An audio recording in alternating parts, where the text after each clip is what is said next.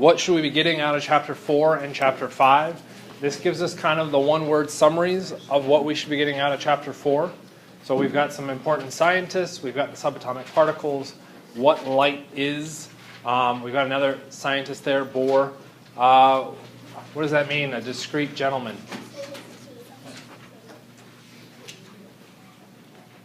Bohr was a man, so there's gentleman. What's with the discrete?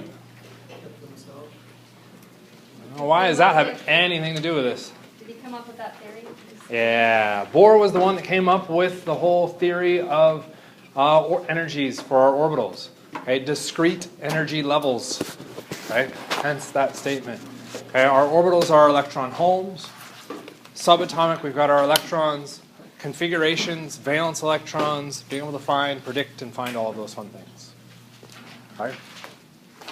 Chapter 5 talked a lot about periodic trends, Mendeleev, and kind of predictions, okay, what he was able to predict from that.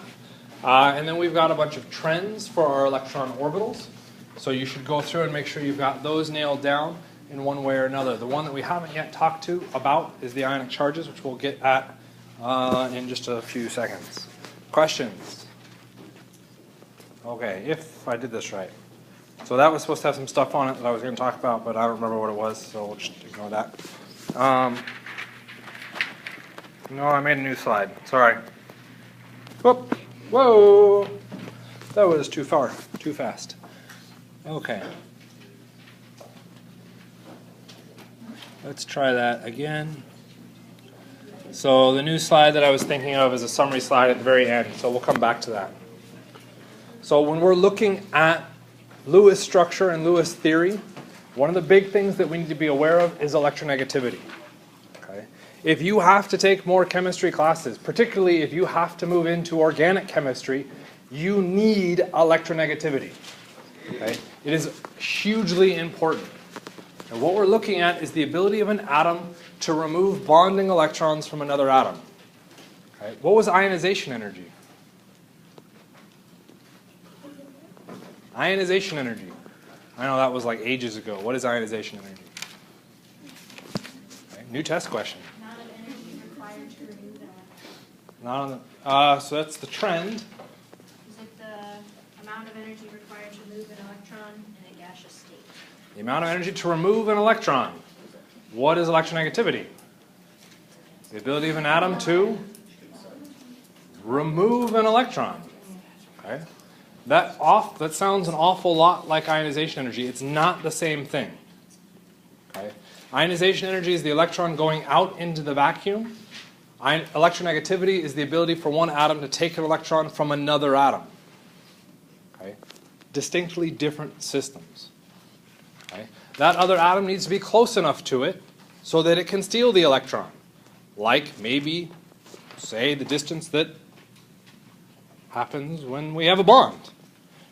Okay? So that's what we're looking at. We're looking at how the electrons in a bond disperse in that bond. Do they move more towards one atom or another? Okay? As a general trend, fluorine is the most electronegative, followed swiftly by oxygen and nitrogen. After that, we just kind of follow a general trend through the periodic table that runs opposite to metallic character. The least electronegative is in the lower left-hand corner. The most electronegative is in the upper right. And as long as we have that general trend nailed down, we can do pretty much anything we want, okay, as far as answering questions. There are exceptions that can mess things up a little bit, but for the most part, those exceptions don't get tested on, at least within this class. Yes? I came across a question, I don't remember where, but it was asking which is more electronegative, nitrogen, sulfur, or bromine, and I ended up with the question wrong. But how would you figure that out? Okay. This would go back to Tyler's question with ionization energy last week, or not last, yeah, last week. Okay. When we looked at the ionization energy, Tyler asked about ranking ionization energy between a couple different things. And it was very difficult to choose that ranking system because it ran counter to the trend. What's happening with ranking these three? They run counter to the trend. Where did this question pop up? It was in the play posit quiz. Interesting. So it's a good point that you asked that question, because I believe one of the things was like, maybe if you didn't get this question right, you should ask about it. Okay? Because I'm fishing for you to ask about it. Right? This runs counter to the trend. You cannot logic your way through this. You would have to know the exact values. Okay? To know the exact values, what do you have to do? Memorize the periodic table, or memorize the electronegativities of the elements. That is not directly stated on the periodic table.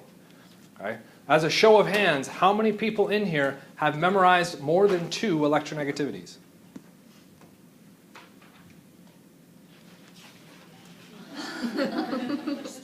I haven't either.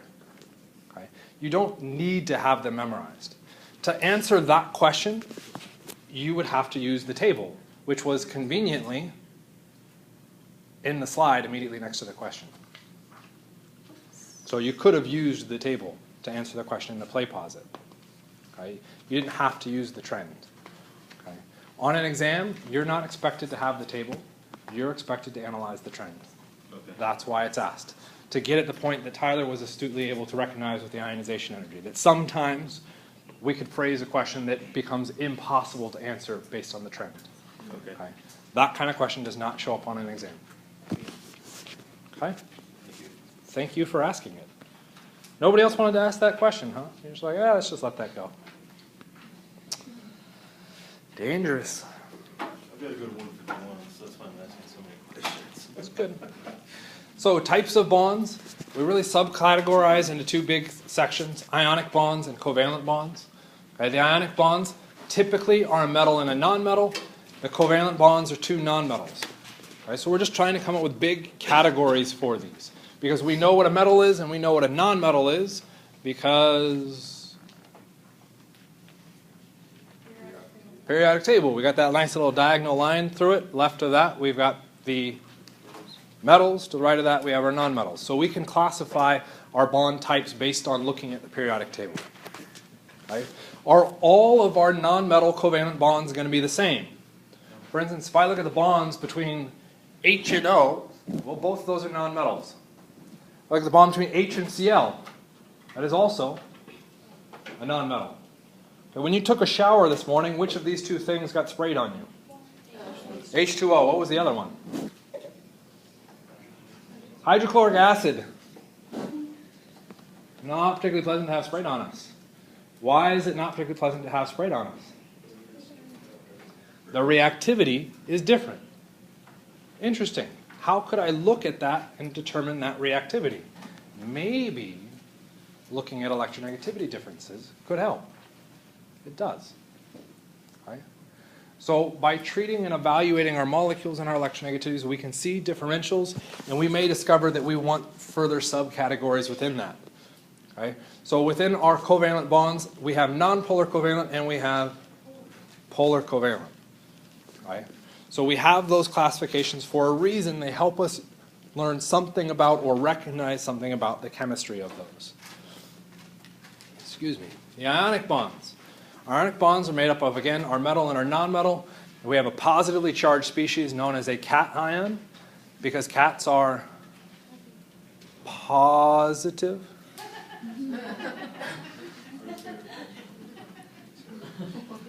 Is this thing on? Negative charges are anions, because ands are negative. I don't know. Anybody know? There's no ands in this class, right? I don't think we have an and in this class, right? And, the lady? Name? Okay.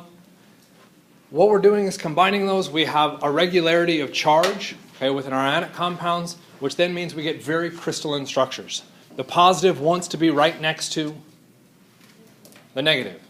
Okay, why would we put a positive next to a negative? Cancel the charge to become more neutral. Okay, it's balancing that charge. So the larger our charge, the more attracted it's going to be to other opposite charges. Okay, so if we were to look at ionic radii, this is a fun little one. We've got our metal and our nonmetal. We're going to have them interact with each other to form the cation and the anion. Don't cheat and look at the next slide. I saw that. Oh no, that was an accident because this was talking to me. Okay, what's going to happen? Okay, Okay, well, we're going to make a bond between these. And in looking at that bond, we might want to be concerned where the electrons move. Okay, well, where are the electrons going to move to? The more electronegative element. Okay, which element is more electronegative? Sodium or chlorine? Chlorine is more electronegative. It's located more towards our upper right-hand corner than is sodium, which is located on the complete opposite side of the upper right-hand corner. Okay, what does that suggest? That when I make a bond between these, the electrons in that bond spend most of their time with the chlorine. So when I go through to do this, the electrons will actually jump from sodium to chlorine, meaning sodium that came in with a perfectly balanced neutral state now becomes sodium ion, a sodium cation, because it has lost an electron. What would happen to its size? It should decrease. Why should it decrease? It's starting at the 3s energy level. We get rid of that electron. We drop to the 2p. So its size should get smaller. What happens to the chlorine atom when it accepts an electron? Okay, it should get bigger because it now has more electrons. So it should look kind of like argon. That gets a little bit weird. What's the size of argon relative to chlorine? Argon was smaller than chlorine. Why, when chlorine gains an electron, does it become bigger? Because there's more protons and electrons. There's like bigger. What do you mean? For which one? For argon. Argon has that extra electron, but it also has an extra proton. When chlorine gains an electron, yes, it will look like argon's electron configuration, but will it have the extra proton? No. So it gains an electron, but not the ability to hold the electron, which means it gets bigger. So our ionic radii, or our ionic radii, change up a little bit on us. Okay? The cations will always get smaller because they're losing electrons. Okay? That means we're shifting to a lower energy level. The anions will always get larger because we're adding electrons but not changing the strength of the nucleus. So it's going to, by definition, have to get bigger. And we could go through and compare radii and all that fun stuff and quantify that. I don't really care. Right? We're looking at what happens to the size when they become those individual ionic species. What happens if I somehow made a chlorine positive? What would happen to its radius? Chlorine as a cation.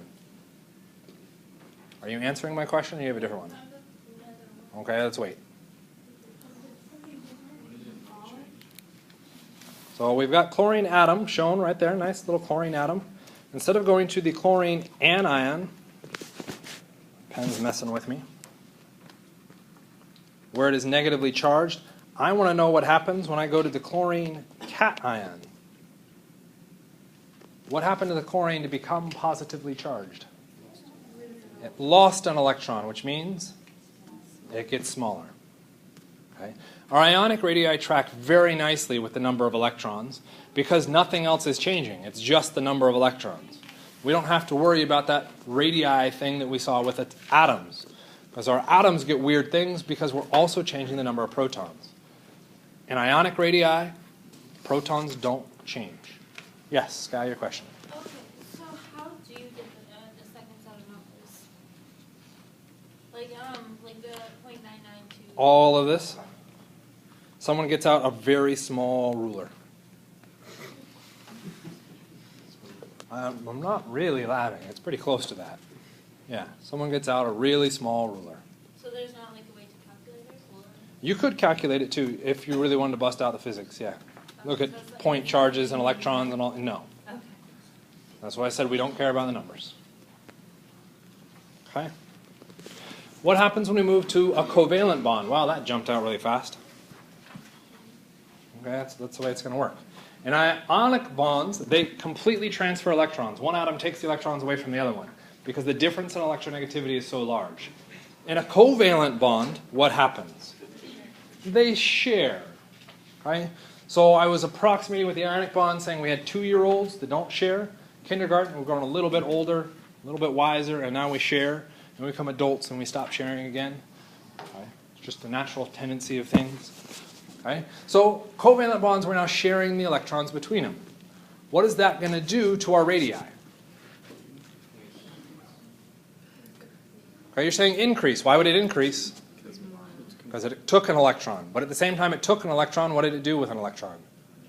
It gave it up. So what happened to the net change in electrons? Stayed the same. So should its size change? No. So interesting.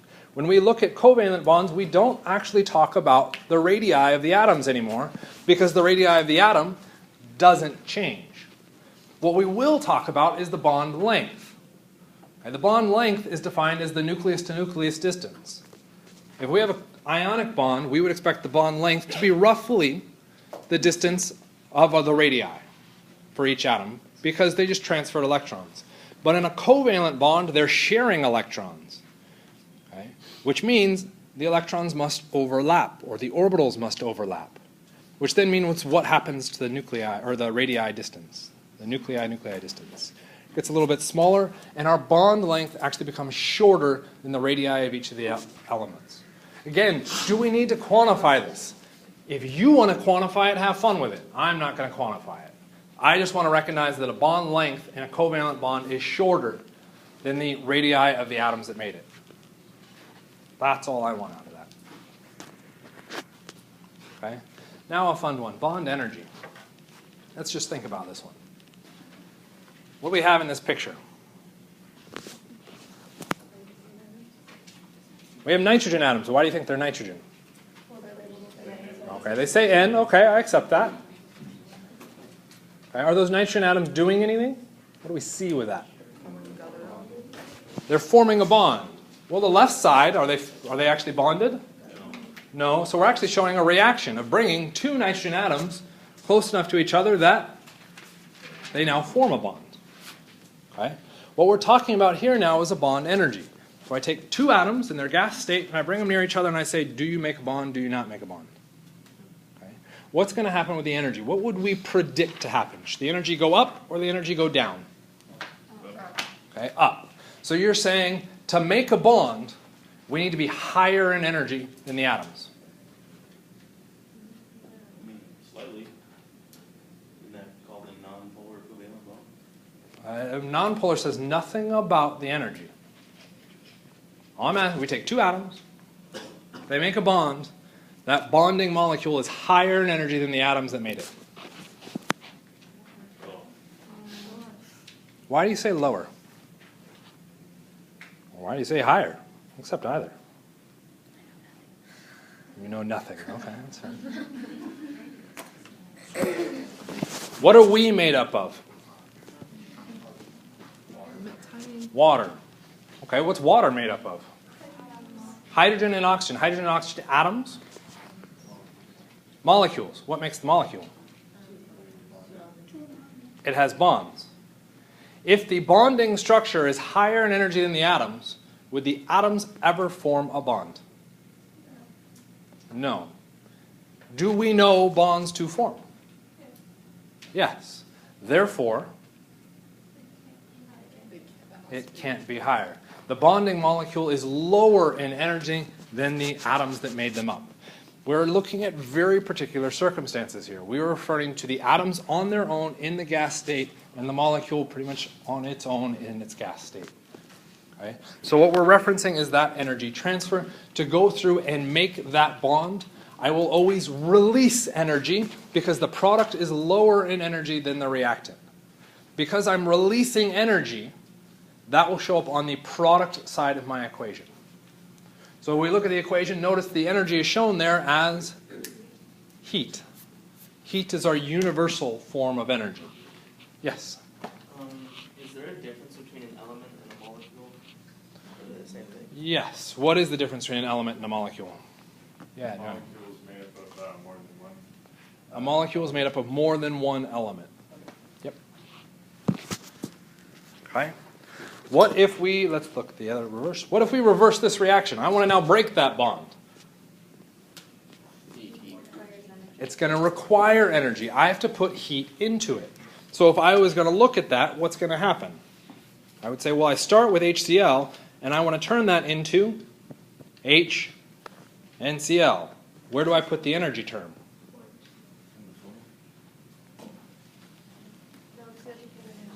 I have to put energy into the reaction, which means energy is a reactant. It's necessary to cause it to occur. Where do I show my reactant?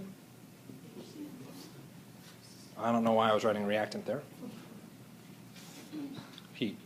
What's the relationship between those two equations? They're inverse of each other. Okay? The heat will always travel. Once you've identified where the heat term shows up, it will always travel with that term. Even if I change the reaction around, the heat's still going to shift. Okay? That's what we're looking at in our bond energy. When we make a bond, we go to lower in energy, heat will be released from the reaction. Because we can't destroy that energy. It has to go somewhere. So it'll get released off as heat. Okay? And if I want to break that bond, the energy necessary to break those two atoms away from each other, I have to put heat into it. I don't produce any heat. It goes in. I now have my atoms separated. Okay? The rest of that says a bunch of text and stuff that says the same thing that I just said. Okay? And that's referred to as our bond energy. Okay? Someone has gone through and tabulated it for a whole bunch of different things. And if we moved into, say, 151, we could pull up those tables and total up all the bond energies for individual reactions, and we'd have a miserable time of it. Okay? Because this is Chem 130, we're not going to do that. That's why I'm not going to teach the other class. Does G represent joule for energy? Is that what the G up there is? G. Oh, sorry. I see what you're referencing. I lost track of you. What does the G represent? It's actually the phase. Okay. So we haven't fully gone into what equations are yet. It's really going to happen in the next unit. So we're seeing bits and pieces of it pop up. That G is representing the phase. We're looking at the gas for each of those. What if I wanted it to represent the solid? Super creative. Just make it an S. Okay. If I wanted it to represent the liquid, just say L. Okay. So relatively straightforward in that respect, and we will come back to that. Okay. Which then gets us to our Lewis structures, which is really the part that I wanted to talk to you all about anyway. We got this big list of rules. Did anybody read the textbook? Okay. Did the textbook say the same thing that I did? No. Interesting. Why did it not say the same thing that I did? Because it's full of crap. For those of you at the other end, sorry, you can't hear me whispering what I'm whispering. Okay. This is not so much the textbook's wrong and I'm right, though that's kind of true. It's that when dealing with Lewis structures, there's multiple ways to achieve the same answer. Okay? Tons of different ways. Okay? And because of that, everybody has gone through and looked at it and said, well, I can get that answer if I go this route. Okay? Does that mean that was the correct route? No. That just means you got the correct answer. Okay? What happens if you are now required to actually manipulate and use that structure? If you went the wrong route, guess what happens?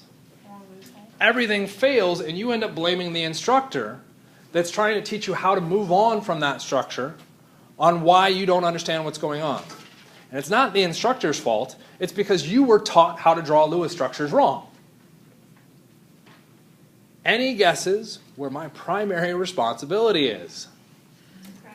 In organic chemistry, I start at Lewis structures and move forward. The first 2 weeks I spend breaking students of their old stupid habits in drawing Lewis structures. Okay?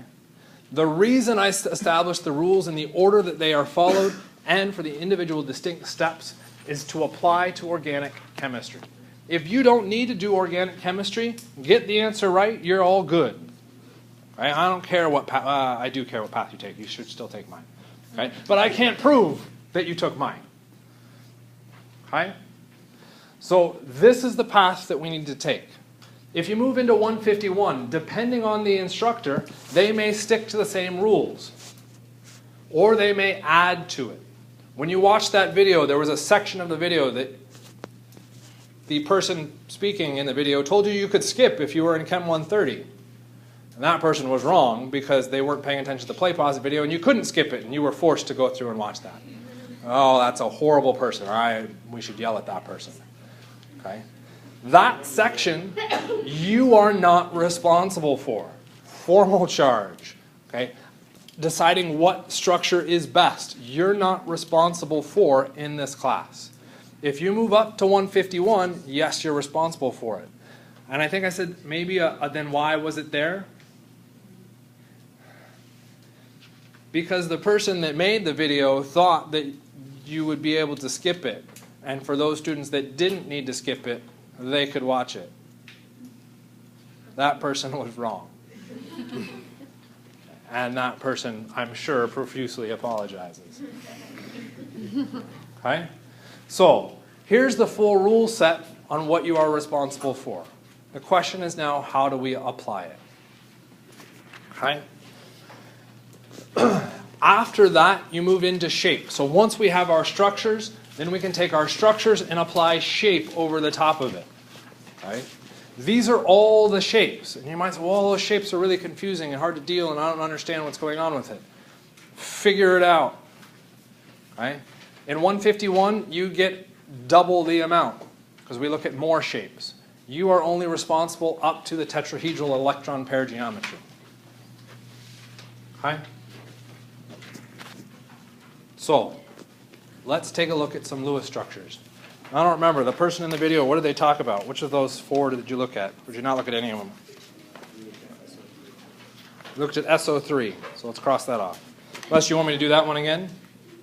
No. Okay. Most people said no. Sorry, you lose this time. We look at those? We'll go to that? So let's start. CF4. Rule number 1 is total of valence electrons. Okay. We talked about this in the last thing. How do we figure out our valence electrons? Off the periodic table. It's the column name for that element. So carbon is found in which column? The 4th column, so it has 4 valence. Fluorine has 7, but there's 4 of them. So I can do times 4.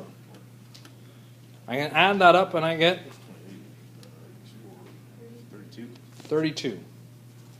Okay? The central atom, I now look at my formula and say which of those two is the least electronegative. Okay? Carbon, because fluorine's the most, so by definition it's going to be carbon. We will then place the fluorines around it. Notice when I place the fluorines, I'm placing them on the faces of a square for the carbon. Okay? As the video alluded to, why are we dealing with a square? Where did you get the 4? Okay, so we got a couple different things. So, come back to 4. What 4? Times 4. Here? Yeah. What we're totaling is the valence electrons from carbon. Carbon had how many? 4.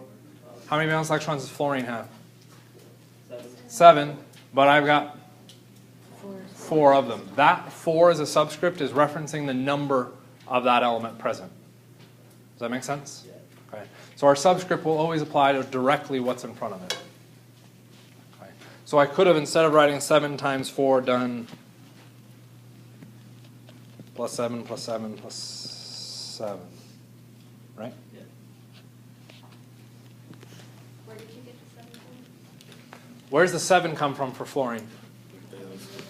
It's the valence electrons. It is the name of the column that fluorine is in. Okay. Why would we look at the valence electrons for Lewis structure? Those are the highest energy electrons. Those are the ones furthest from the nucleus.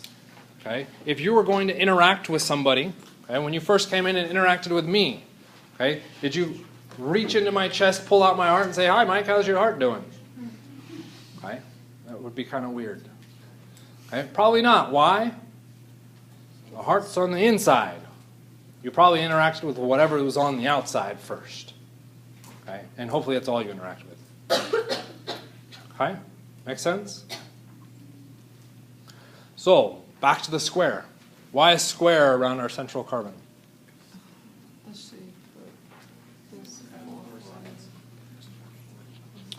Lewis theory comes back to the scientist Lewis and how he evaluated it. And he went through and noticed that there was this recurring trend of 8, and that was the octet rule that we'll talk about. He said, okay, 8. And I'm looking at 3-dimensional objects. What 3-dimensional object has 8 points? Cube. A cube. How many people want to draw a cube? No. So what is the 2-dimensional version of a cube? A square. That's why we stick with the square. It will also help answer all of the questions about shape. Okay? So use the square format. It will help out. Okay? Next part, or questions. Add electrons to the most electronegative. Which atom is the most electronegative? Fluorine. So I will start adding electrons to which fluorine? People are either like watching these videos ahead of time and recognizing the patterns, or people are getting smarter in their responses. Yes, whichever one I want. Okay? Really hoping for the left one. I mean, no, you're wrong, the right one. Okay? Can't do these tricks anymore. It's not fun. Okay? I can put them in any fluorine because they're all the same. So pick any one and start putting electrons. I recommend you start putting them in pairs, and I would also recommend that you start placing them first between the atoms. Okay? Why would I place that first pair between the atoms as opposed to, say, on top or on bottom or left of that leftmost fluorine? To make a bond, I need to have a pair of electrons between atoms. Well, if this is a molecule, there better be bonds between all the atoms. So I'm going to start there. And I will continue to place electrons on that fluorine until I have placed how many electrons? 8, because of Lewis's octet rule. I'll move to the next fluorine, do the same thing. How many electrons do I have? 8 or 16, I'll accept both. Is that 32? No, so I got to keep going. How many total electrons do I now have? 24. Should be 24, isn't it? Yeah. Am I there yet? No, so keep going. How many electrons do I have now? 30. Yeah, someone was paying attention. Now I got 32. Okay. Now that I've got all of my electrons added to the most electronegative elements first, I can continue to go through. Well, I'll continue adding the total electrons. I did that. Any place that I have a pair of, well, since I got all of my electrons, I can now move in. Anytime I have a pair of electrons between atoms, I can convert to a line. And notice this is a summary of the previous steps. Okay, so I have a pair of electrons between the carbon in each of those fluorines. So with the power of an eraser, I can erase those dots and turn them into a line. Okay. You will notice that I did not touch any of the other dots. Why not? Because they're not between. They're not between atoms. What I'm trying to show with that line is not that I have a pair of electrons, but that I have a bond. If you draw them differently, guess what?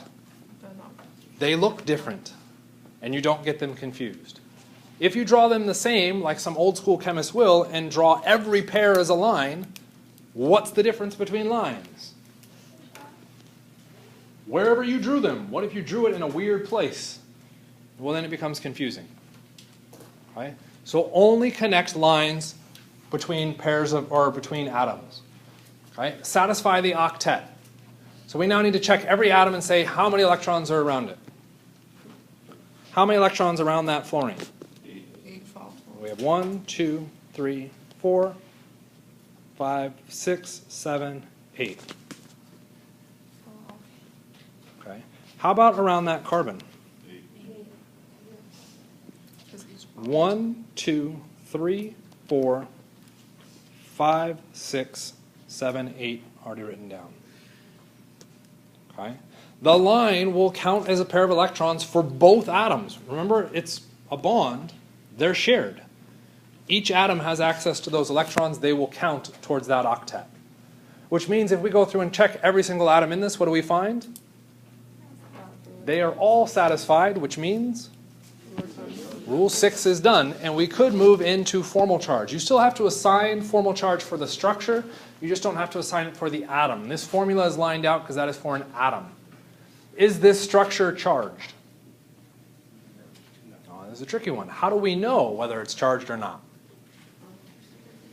Is it because the octet is satisfied, it's more noble? It unfortunately has nothing to do with the octet.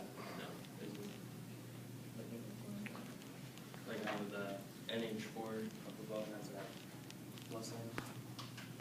Where is charge specified in a formula?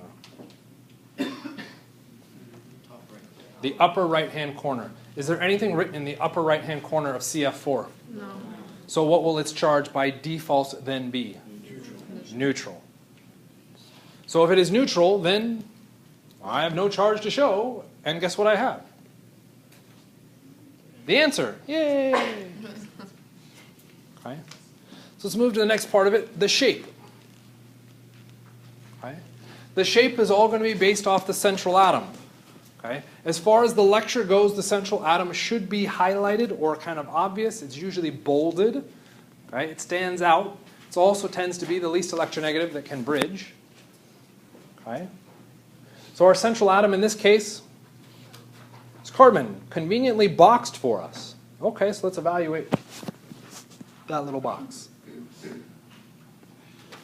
Okay. On the top face, are there electrons? On the right face, are there electrons? On the bottom face, are there electrons? How about the left face? How many faces have electrons? Okay, I have 4 electron groups. Quad's not a bad idea. Unfortunately, you're wrong. It's tetrahedral. That is our electron geometry. Tetra is 4 in one language. Okay. So our electron geometry becomes tetrahedral, because it's referencing the electron groups. We might also encounter the molecular geometry or the molecular shape.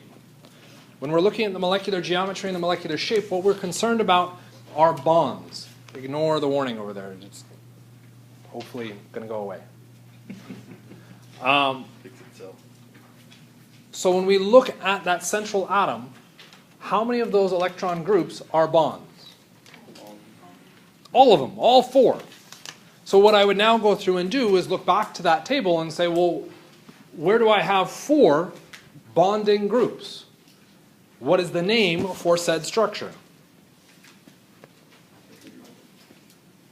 When I look at the table, it is tetrahedral. It is exactly the same as the electron geometry. So it's just a question of interpreting, finding your electron groups, and then establishing, are they bonding or non-bonding? Don't worry, it won't explode too much. Only like you people need to worry. I'm just kidding. Okay? Does that make sense? So let's backtrack once, or probably twice. Whoops, no, it was once. To our summary shape. Our electron groups, we said we had 4, which gets us our electron geometry, tetrahedral. We then interpret, we had bonding electron groups, all 4. 0 non-bonding, there's our shape, tetrahedral. We're interpreting it straight off the graph. Okay. Graph is really handy, right? It's also not on the exam. Okay. So you will need to memorize those shapes. You will notice there is some repetition between it. Some of them become obvious, some of them less obvious. Should we do another structure one? Yes. Okay, I agree. Let's do water. First person to have the correct answer on the board, on any board, with the electron geometry and the molecular geometry correct, fully correct, with all their work, we'll go ahead and add 3 points to exam 1. Start it off. Oxygen, how many valence? 6. Hydrogen, how many valence? How many hydrogens? Total? Center atom. Oxygen. We might say hydrogen because it is lower in electronegativity, but the issue with hydrogen is it cannot bridge. Okay? So we'll draw on the hydrogens. And here's the number one issue that students will go through and do with this that drives me up the wall, in case you couldn't tell. Oxygen had 6 valence electrons, so I'm going to show its 6 valence. Oxygen has 6 valence electrons when it is an atom. Is this oxygen atom anymore? No. No. This is a water molecule.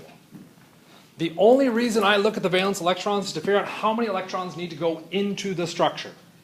Once I've established that, I don't care about valence anymore. How many electrons need to go around the oxygen?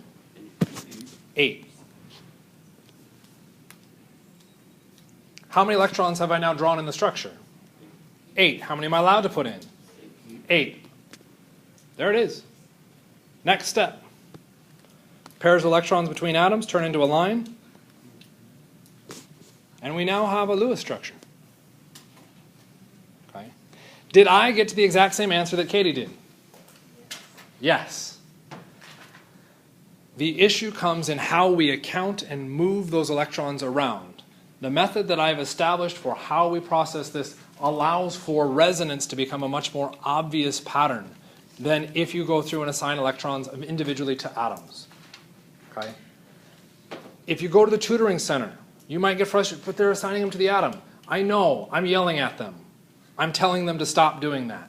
Okay? But every freaking general chemistry instructor assigns them to the atom, and it is stupid. Okay? It is not your fault, and it is not the tutor's fault. It's the general chemistry instructor's fault for not learning organic chemistry properly. When you say assign them to the atom, are you talking about that there? What Katie went through and did was assigned 6 electrons to the atom because oxygen has 6 valence. Right. That only is true for an atom. It's not an atom anymore. Right. It needs 8. You need to put 8. Okay? Very, very subtle difference in how you approach the problem, but it makes a massive difference if you have to apply this logic outwards to a different structure. Okay? And what these molecules can then do. The rest of all chemistry, pretty much. Okay? That doesn't involve numbers. You bring in numbers, everything goes out the door. Yes, and then yes. So you're always going to have 8 electrons, always. You will always have 8 electrons with one big exception. Hydrogen. Where did you get the 6 again from? The 6 comes from the valence electrons. That is the name of the row that oxygen is in. Take a look at the symbols right above oxygen on the periodic table. It says 16/ Roman numeral 6a. That's your valence electrons. You can look to the Roman numeral. Or if you want, you can try and do the subtract 10-ish. Some people like that.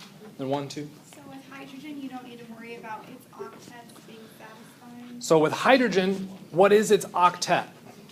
It is only 2. And you might say, well, that's got to be an exception. It's not really an exception. Look at the second energy level. How many electrons fit in the second energy level? 8. Also known as an octet. Look at hydrogen. How many electrons fit in the first energy level? 2. It can't physically fit 8. Every other element can. That's why we call it the octet. Hydrogen's really the only exception.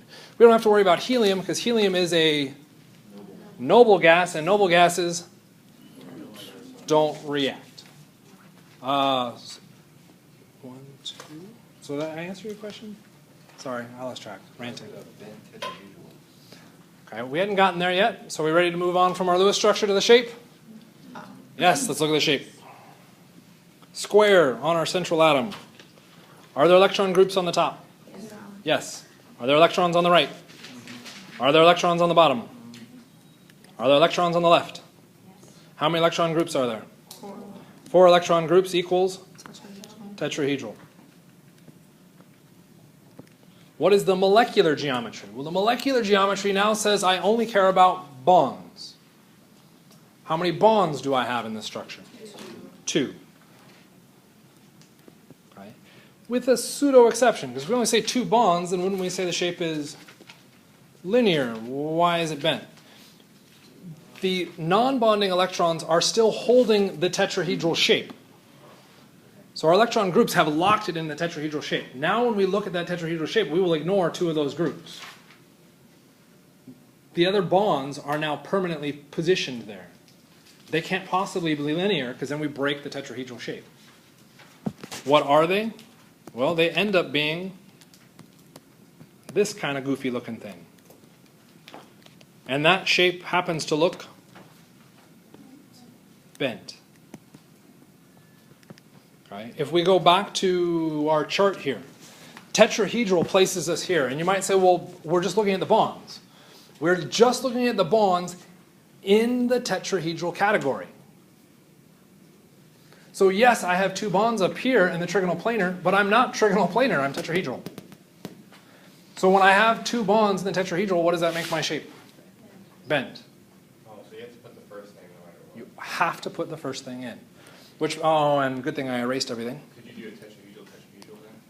You could have tetrahedral. That was the very first one we did. So if we looked at this structure, let's hold up a sec. Let's look at this Lewis structure.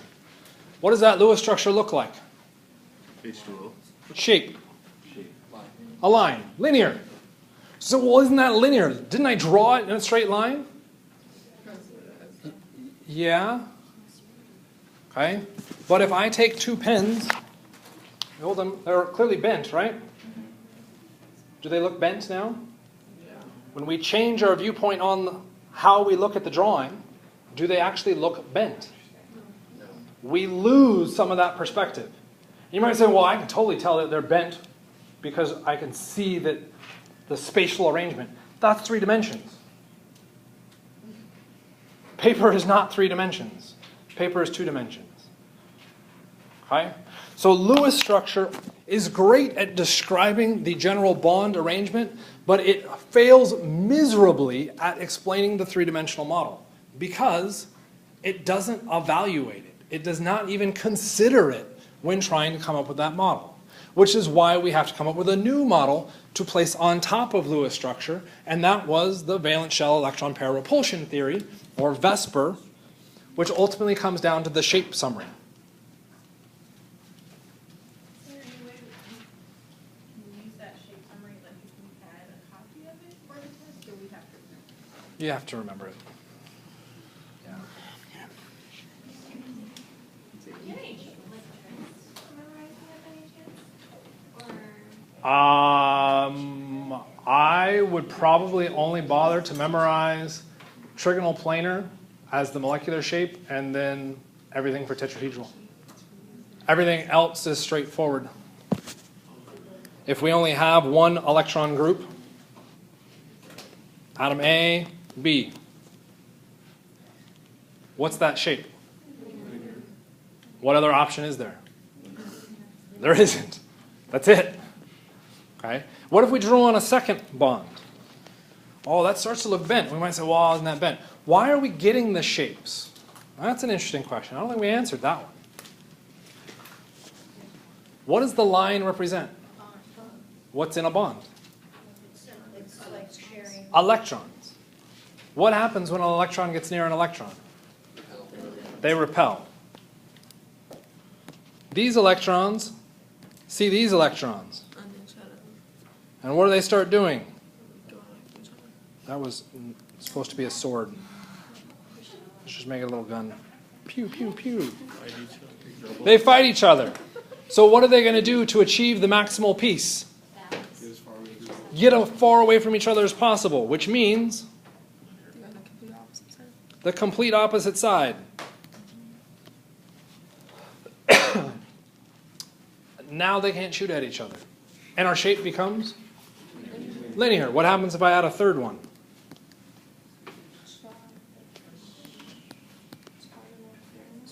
Well, this green one is now pissed because he has to fight 2 people. Purple and red, do they care? Well, excuse me, with the way they're drawn, they've got 180 degrees of free space here. A is in the way. They both see green and you die. Not good. So what happens? They shift a little bit. And what happens to our geometry?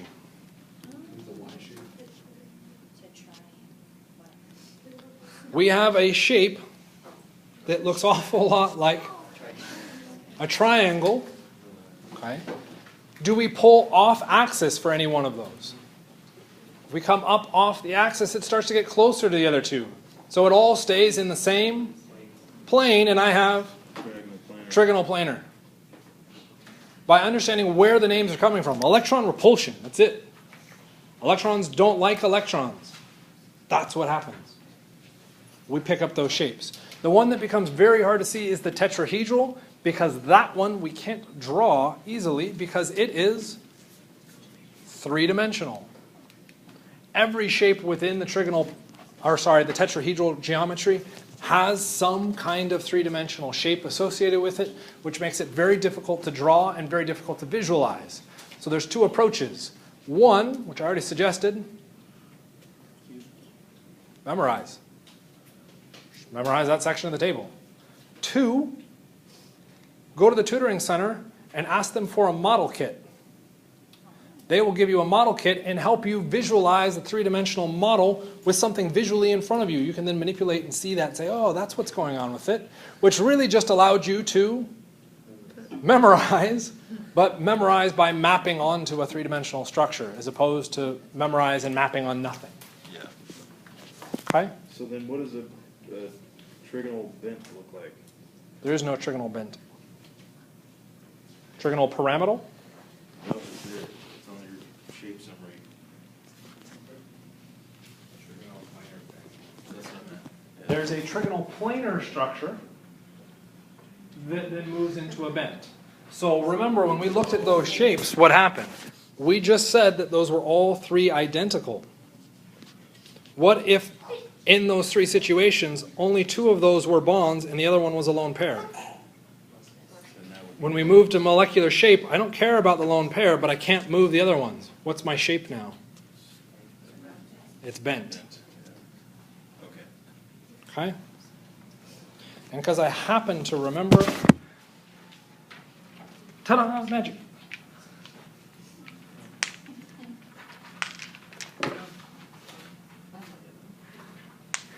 This would be the tiny little model kit that you could potentially use at that place. Same thing. And I forgot to start recording, so I'm going to repeat that. This is the periodic table that you should go through and write down on your exam. Something along those lines. Sorry.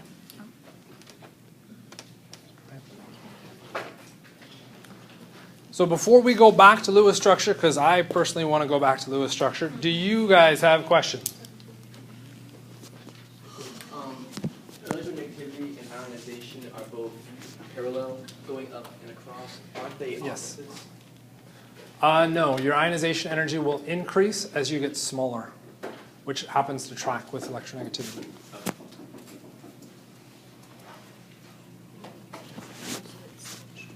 Yeah. Okay. Another picture. Another couple. Dang, a lot of pictures. Okay, let's pause. Where do we start? Count electrons. Oh, it's valence. Count electrons. Nitrogen has how many valence?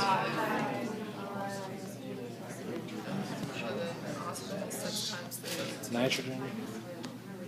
5. There we go. Oxygen. There's 3 of them, so 18. And then I saw some people say, okay, 23.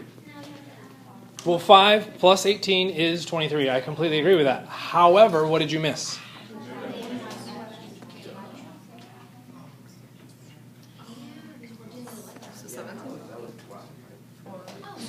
That is the charge. It's saying that the structure is overall negatively charged. What we just accounted for was to make sure it was overall neutral. How do I get it to be negatively charged? I add an electron.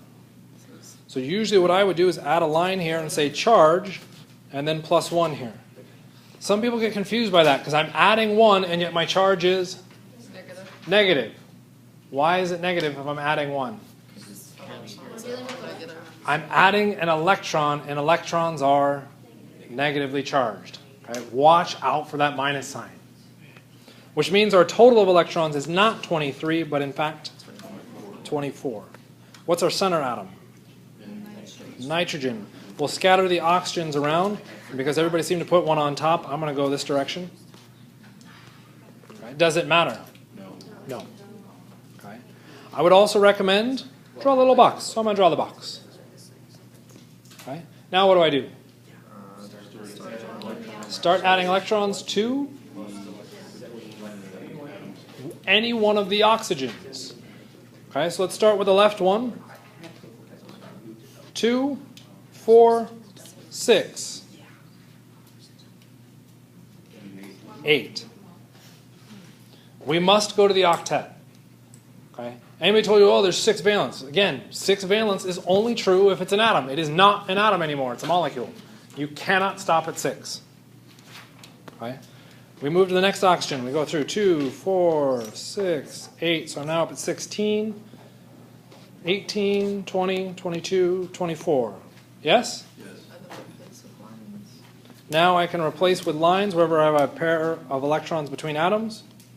We got that, and I got a lot of people to get me there, and that was awesome. And you said, well, that's the answer. Then I said, rule 6.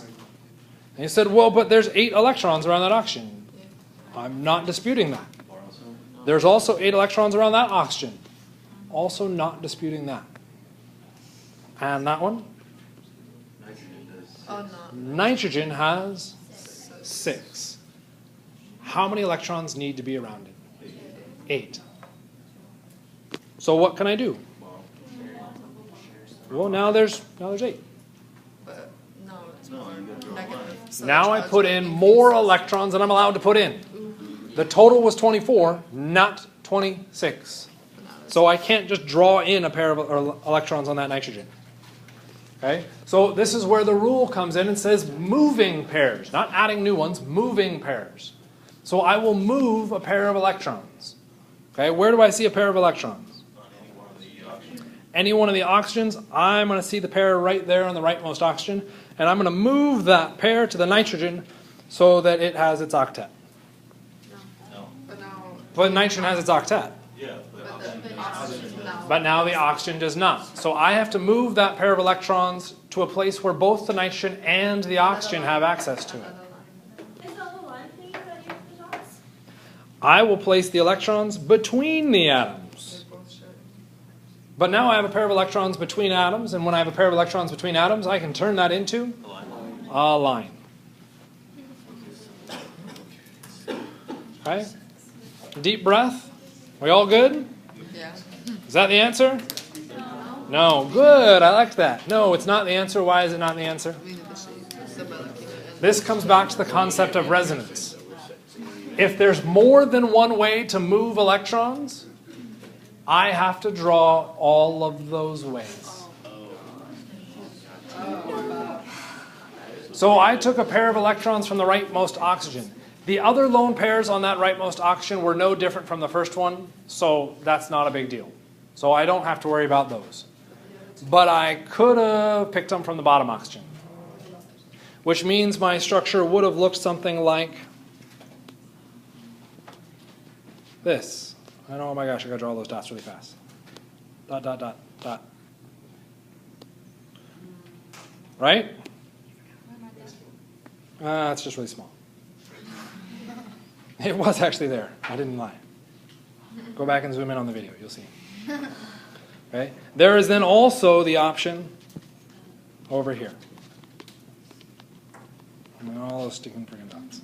Why is it that you draw all of them? Okay? Because what is the difference between them?